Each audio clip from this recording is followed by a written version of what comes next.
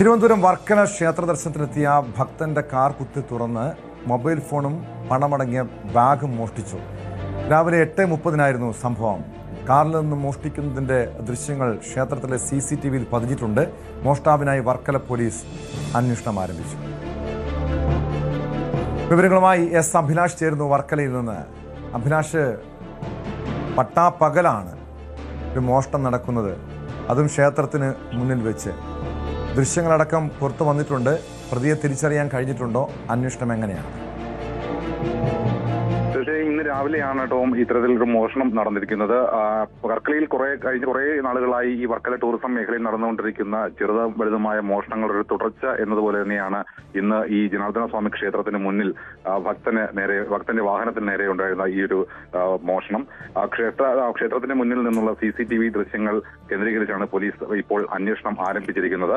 എന്തായാലും കേസിൽ CCTV ദൃശ്യങ്ങൾ ലഭിച്ചപ്പോൾ തന്നെ ഒരു പുരോഗതി ഉണ്ടായി എന്ന രീതിയിൽ പറയാൻ കഴിയും. കാരണം നിരവധി മോഷണ കേസുകളിലെ പ്രതിയായ വർക്കല ഒന്നാംപാലം സ്വദേശി ഷാഹിദ് എന്ന ആളാണ് ഈ മോഷണം നടത്തിയത് എന്നാണ് പോലീസിന്റെ പ്രാഥമികമായുള്ള ഒരു നിഗമനം. കാരണം ഇയാൾ വാഹനങ്ങൾ കുത്തിത്തുറന്ന് മോഷണം നടത്തുന്ന രീതി സ്ഥിരമായി അവലംബിക്കുന്ന ഒരാളാണ്. മാത്രമല്ല അടുത്തിടെയാണ് ഇയാൾ ഇത്തരത്തിലുള്ള ഒരു മോഷണത്തിൽ ശിക്ഷ അനുഭവിച്ച ശേഷം ജയിലിൽ നിന്നും പുറത്തിറങ്ങിയത്.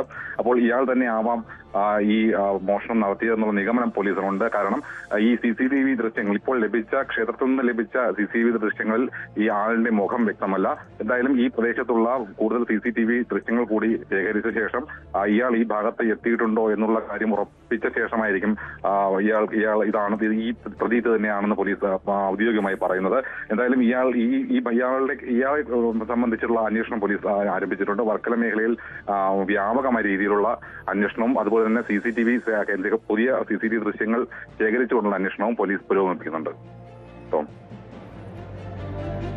അഭിലാഷ്, ഇതിനു മുൻപ് ഈ ക്ഷേത്ര പരിസരത്ത് സമാനമായ രീതിയിലുള്ള മോഷണങ്ങൾ നടന്നിട്ടുണ്ടോ? കാരണം അവിടെ CCTV ദൃശ്യങ്ങളൊക്കെ നമുക്ക് കണ്ടെത്താൻ കഴിഞ്ഞിട്ടുണ്ട്.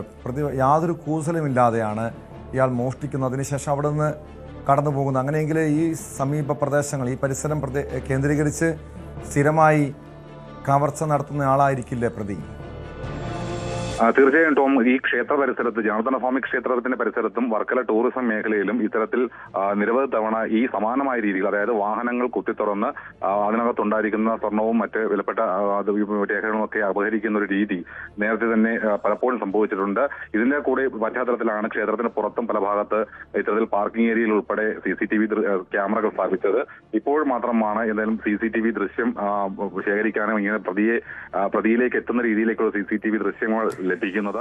ഇത് മാത്രമല്ല, വർക്കല ടൗണിലെ പോലീസ് സ്റ്റേഷന് തൊട്ടടുത്ത് തന്നെയുള്ള നിരവധി സ്ഥാപനങ്ങൾ, ചെറുതും വലുതുമായ സ്ഥാപനങ്ങളിൽ കഴിഞ്ഞ ഒരു 6 മാസത്തിനിടെ ഒരു 4-5 തവണയോളം മോഷണം നടന്നിട്ടുണ്ട്.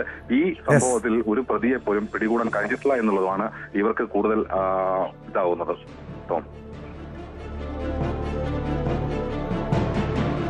വ്യക്തമാണ്. അഭിലാഷാണ് വിവരങ്ങൾ നൽകിയത്.